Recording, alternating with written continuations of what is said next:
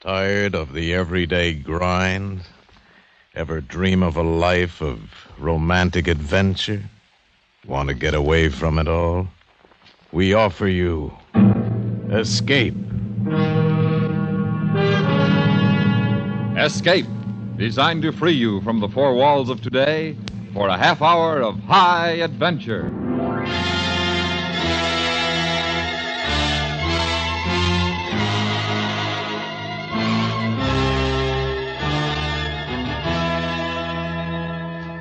You are standing in a moonlit clearing somewhere in the Burmese jungle, the ruins of an ancient temple at your back, while gliding silently across the grass towards you, the knife in her hand held pointing at you, is the beautiful yet deadly high priestess of the cult you have profaned, the exotic girl who must now take your life.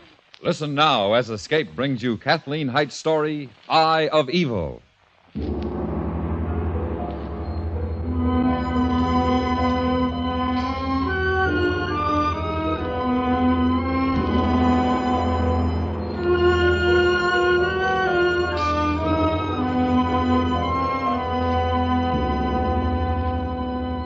I studied Fairchild as he read the letter. He was not a man I would ordinarily turn to for help, but I was not acquainted in Mandalay. Then, too, he knew Campbell. I mean no slur against Fairchild. He was bright enough as government office clerks go. I had simply hoped for more formidable assistance. This is the last letter you received from Campbell? The last word of any sort until I cabled him to meet me in Mandalay. He cabled back that he would and named this hotel at noon today. Well, he's only 2 hours late. 2 hours doesn't mean much in Burma. I'm not especially concerned about these 2 hours. The letter, eh? Well, I can't say I blame you.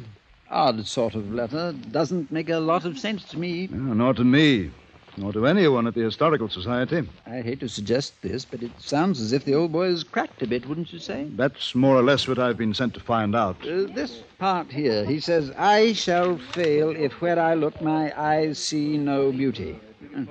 Can't deny it has a certain ring to it. When was the last time you saw Campbell?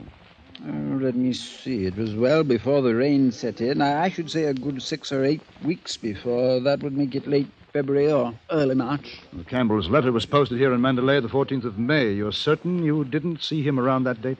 Positive. Of course, just because it was posted here doesn't mean Campbell himself was in Mandalay. Oh? Probably sent it up here from Pugan by Mangba. Mangba? Burmese boy, devoted to Campbell. Been all sorts of help to him with all that probing about he does around Pugan, ruddy ancient shrines and pagodas. The place is crawling with him, you know. Yes, that's what I understand. Mungba does a lot of that sort of thing for Campbell. Errands, supplies, comes up the Irrawaddy by boat, you know. There's no train down to Pugan from Mandalay. I don't suppose Campbell relishes the boat trip often. What was he like the last time you saw him? Seemed normal enough. We lunched here at the hotel just as we're doing. From what you've said, that's about 4 months or so ago. I guess a lot could happen to a man in 4 months. It could in Pugan. Nothing but those miserable pagodas and shrines. I don't take much to ruins myself. You've been there, haven't you, Loring? No. This is my first trip to Burma. Oh. Well, they might just give you a word about the people, all sorts, of course, but those around Pugan seem to be given to all manner of strange beliefs, superstitions, odd things. Well, the evil eye, for example. You serious? Dead serious. Well, we can't be talking about the same thing. If I remember correctly, the archaic belief in the evil eye is that if one possesses it, anything or anyone he looks upon will die. Quite right. Only it isn't entirely archaic. It's a widespread belief in India, parts of Egypt, Arabia, and certainly here in Burma. Oh, that's fantastic. If I may, Loring, you're apt to find a great many things in Burma fantastic. Not so much in Mandalay, perhaps, or Rangoon, but around Pugan and to the west and north. There's a feeling, a mystic something that's been known to take hold of men. You're suggesting that Campbell... I don't know. You'd have to go there to find out.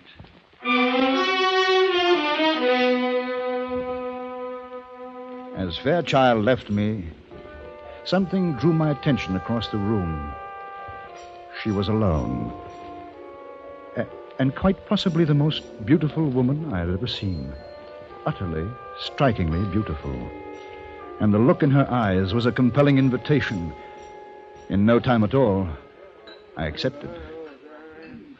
You were a very long time. Matter of seconds after I saw you. But you were a long time seeing me. I have been looking at you for almost an hour. Not like that, you haven't. No, I'd have known. I wonder. Your face, a very nice face, has been clouded with concern.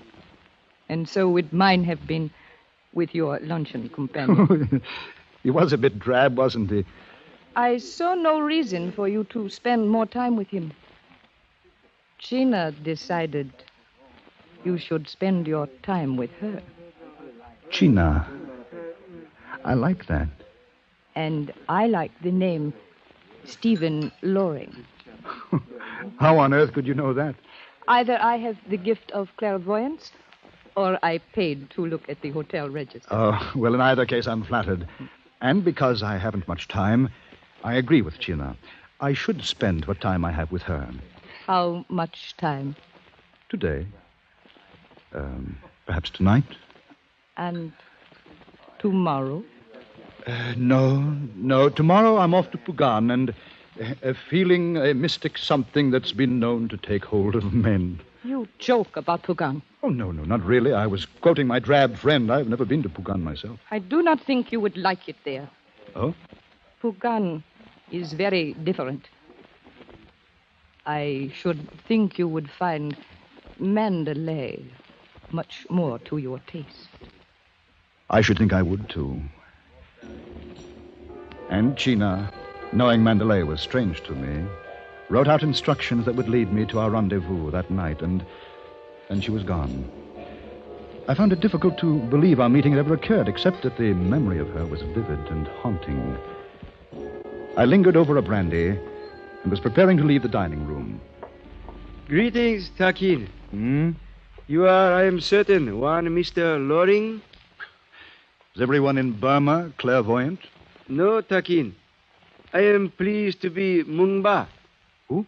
Mungba. Oh, Campbell's friend from Pugan. Well, where is he? Isn't he with you? Regrettably not with Mungba. Esteemed friend remains in Pugan. Asks that you understand and kindly to return to Pugan with Mungba. Oh? Well, is anything the matter with Campbell? To say again, esteemed friend remains in Pugan. Asks that you understand and kindly to return to Pugan with Mungba. No, I understand you all right. I'm inquiring about Campbell. Is he well? To say again, esteemed friend all right. remains... No, I understand. I am to come with you to Pugan. Campbell is there. Good. Good. To leave now is to arrive at Pugan as the sun rises. No, not good. Not today. Tomorrow morning, when the sun lives again, we will go. To say again, to leave now. No. Never mind that. I said not today. You understand? Tomorrow morning, you and I go to Pugan. Not good. Very good. Now, here. Can you lead me to this address or show me how to get there? See? To answer, Mungba is able to lead to this address. Splendid. Then meet me here at the hotel at 7 this evening. No, thank you, Takin. Oh, no. Now, what's all this about? To beg pardon, Takin. Though able, Mungba think not wise for one Mr. Loring to present himself at stated address. So, Mungba not lead him there. And he smiled and bowed and scurried off. It didn't matter. I knew that somehow I would find my way to China that night. When evening came, I left the hotel and began a bewildering tour of the countless bazaars. And by asking a direction here and a question there, I came finally to a dark cluster of buildings in a remote section of the Zegyo Bazaar. And there, at the proper door, I stopped.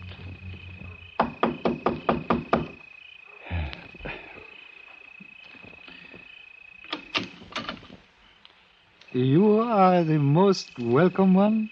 I'm Stephen Loring. Machina waits for you. Kindly enter. Thank you. It's a bit dark in here, isn't it? The lights of 1,000 candles are soon to come, Takin. One moment. I took a few steps on past the servant, and suddenly I felt a pair of arms around me. I struggled to free myself, and then a blinding pain flashed through me, and I felt myself sinking to the floor. Faintly I heard the voices, and only one did I recognize. That of the little Burmese, Manbar.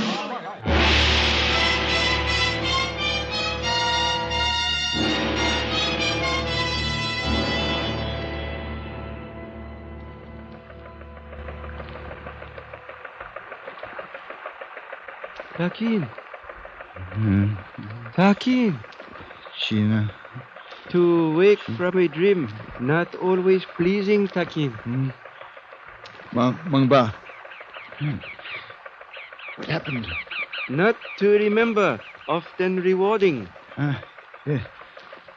Oh, we're on a boat? Soon to land at Pugan. Mangba, last night, you followed me. You saved my life. No trouble to serve friend of esteemed friend. Oh, yeah, yes, Campbell. I wonder how I'll find him. In time, Takin, all questions are answered. No, you're wrong. Some questions are never answered, and maybe that's just as well. Spoken like man of wisdom, enlightenment. Very little of either this morning, Mumba. It is morning, isn't it? Sun warm and new, like Mungba, has much to learn before it dies. We all do. To beg pardon, Takin, some more than others. People of village are in their hearts good people, but wisdom to them new, and fears old. Yes, so I understand, but what is... People of village require patience.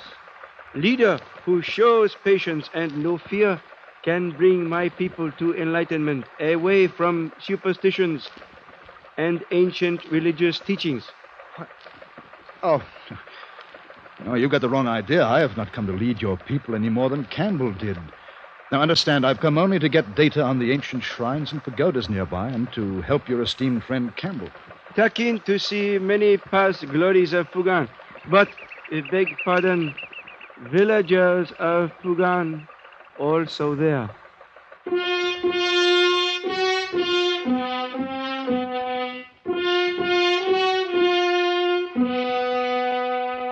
The village, when we reached it, was somewhat inland from the river port of Pugan proper. Wood and bamboo huts lined the four sides of a square that served as a compound.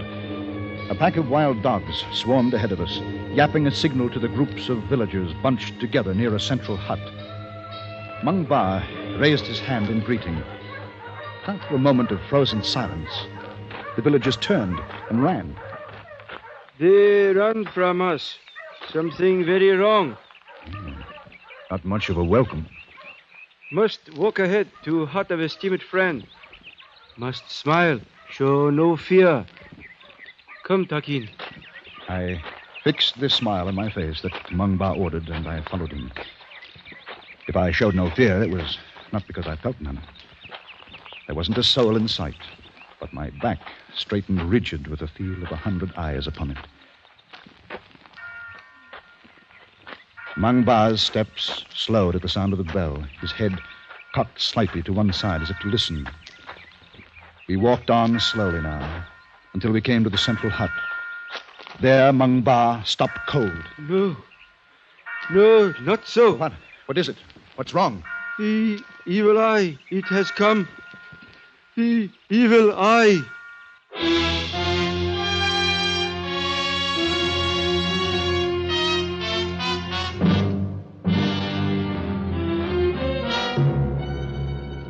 You are listening to Eye of Evil, tonight's presentation of Escape. And now Escape, and the second act of Eye of Evil.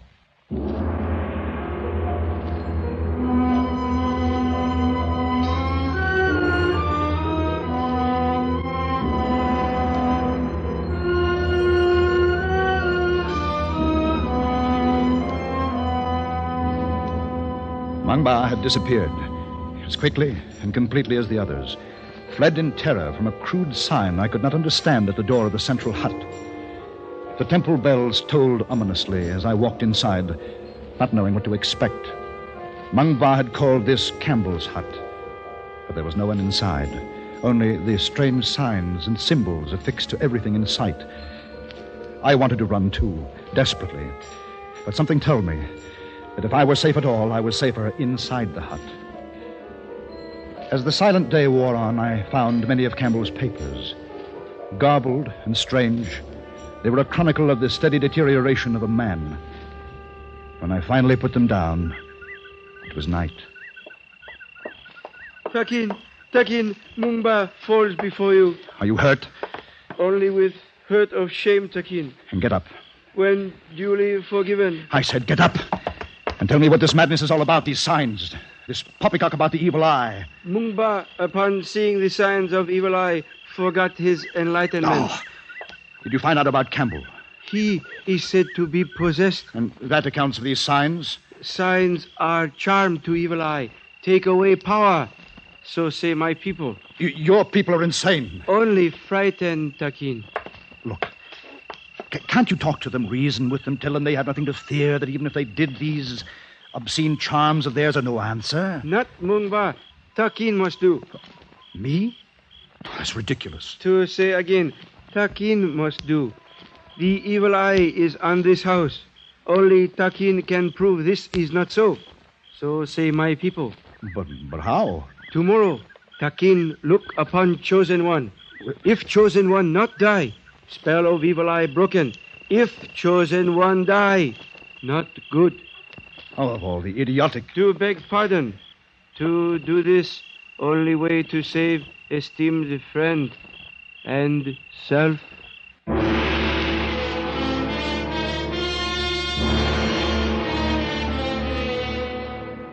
There was no sleep. The Pugan night spent itself slowly, weirdly, washed in moonlight and filled with strange sounds. The paddy birds, the barking deer, the cries of wild cattle, and always the eerie toll of the temple bells. I could feel it building in me, a fusion of strangeness, a fear that was somehow compelling. Drawn to an opening at the back of Campbell's hut, I looked out. And there I saw a moonlight fantasy. In a clearing before an ancient pagoda, a single dancer performed. And then, somehow, I was outside the hut, walking slowly across the compound. No, Takin, no! Get out of my way. Hear me. Here, Mungba. You must not answer the call of the temple bells. Stand aside. To follow is to die. I tried to free myself from Mungba's grip. I could not. And if the dancer danced on, and if the bells tolled longer, I don't know. Because suddenly the night was black and silent, and the madness was gone.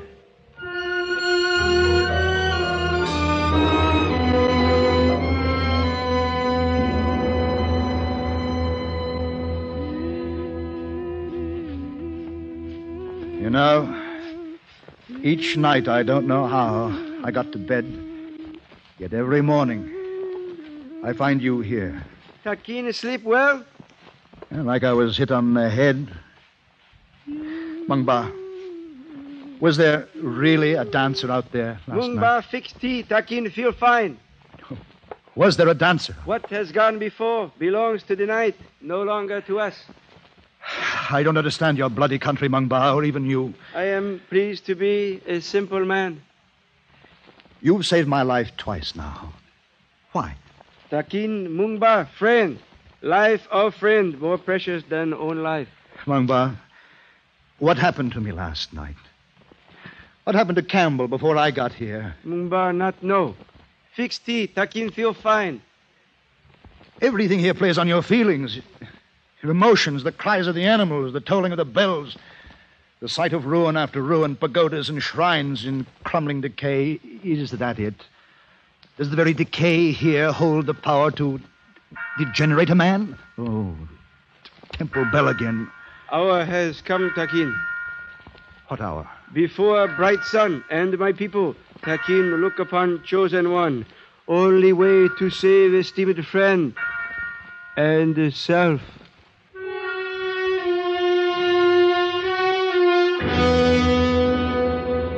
Outside, the villagers lined the compound. Some wore coverings over their entire heads. Others, with the same fear that I might possess the evil eye, hid their faces from my view. All of them, so far as I could see, wore signs and symbols as charms against my spell. It was madness. All of it. Madness. Takin, ready? Just tell me what I'm supposed to do. Chosen one will walk to center of clearing. Yeah. Temple bells will stop. That becomes signal for Takin to look for first time upon chosen one. When the bells stop. Yes, all right. Now let's get on with it. Kindly turn back, Takin. All right. Have them make quick work of it. Takin, have nothing to fear.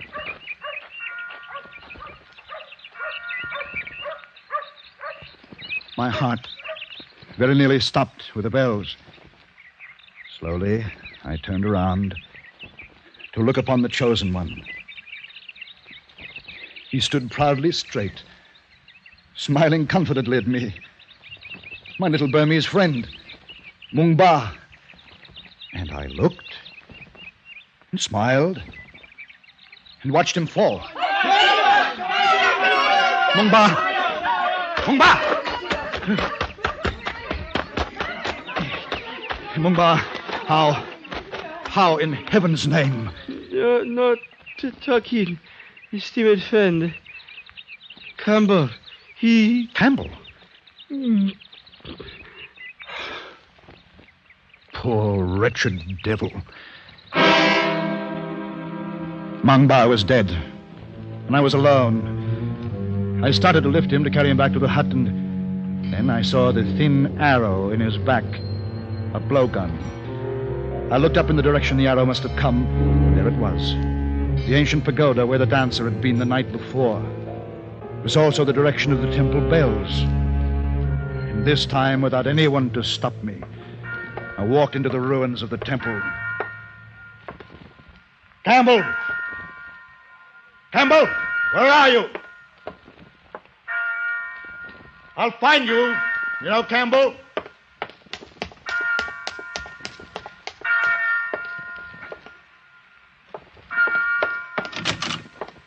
Campbell? Over here, Loring. I can't see you. In these shadows. I'm here in the dark, and you can hear me. If your eyes fail you, follow your ears. Why did you do it, Campbell? He worshipped you. Why did you have to kill Mung Ba? Mung Ba? Cowering in the darkness won't help you, Campbell. There's a window down there. Why don't you stand proudly in the bright sunlight, as he did? Mung Ba died proudly. How very gallant. You're mad. Come here. Here to the light. Here now. Stand there and tell... Campbell. Are we at the window now, Loring? Campbell. You're blind. Do I stand proudly in the bright sunlight? What happened to you? Who did this to you? I shall fail if where I look my eyes see no beauty. Oh, Campbell. We didn't understand in your letter. None of us understood. Tell me, who did that to your eyes? Where one sees no beauty, no good, one sees evil. And once the eye becomes absorbed with evil, it is said, the eye must no longer see. Campbell, listen to me. We'll go now, you and I. I'll take you home. I am home. No. We'll go to England. Now, together. Do you understand me? You don't understand me. I want to be here. I must be here. But why? Why? This place is strange and terrifying. And beautiful, Loring. But you You must go before you see its beauty, before it draws you and holds you and never lets you go. There is no beauty here. Have you not seen our beauty, Stephen Loring? Gina. Have you not watched the dancer by moonlight and felt compelled to follow her? Go, Loring, go now. It's not too late for you. Campbell, did she do this to you? Go, Loring, while you can. You were supposed to die in Mandalay, Stephen. You tried to have me killed. My people are happy as they are. Believe me, Loring, and go now. Too late is very soon upon you. I'll go. I've had my fill of this madness. Is it madness? Are you sure? You must be very sure. It might be madness. Or again, it might be a feeling, a mystic something that has been known to take hold of men. I ran, hard and fast, from the ancient pagoda, away from China, away from Campbell. Through the compound I ran, toward Pugan and the river, and freedom. And when the river was in sight, my legs became heavy, leaden. And in my mind, I knew I would run as far into the world as I could. But I also knew that someday I would have to come back.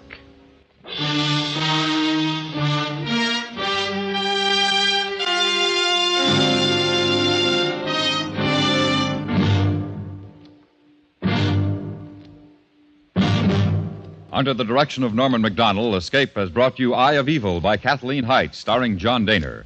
Featured in the cast were Lynn Allen and Jack Crucian, with Parley Bear and Ben Wright. Your announcer, George Walsh. The special music for Escape is composed and conducted by Leith Stevens. Next week. You are adrift in a small boat somewhere in the English Channel, the fog lying heavy on the greasy moving waters, while in the dark ahead of you, moving through the war-torn night towards you, is a threat of death from which there may be no escape. So listen next week when Escape brings you David Devine's story, Flood on the Goodwins.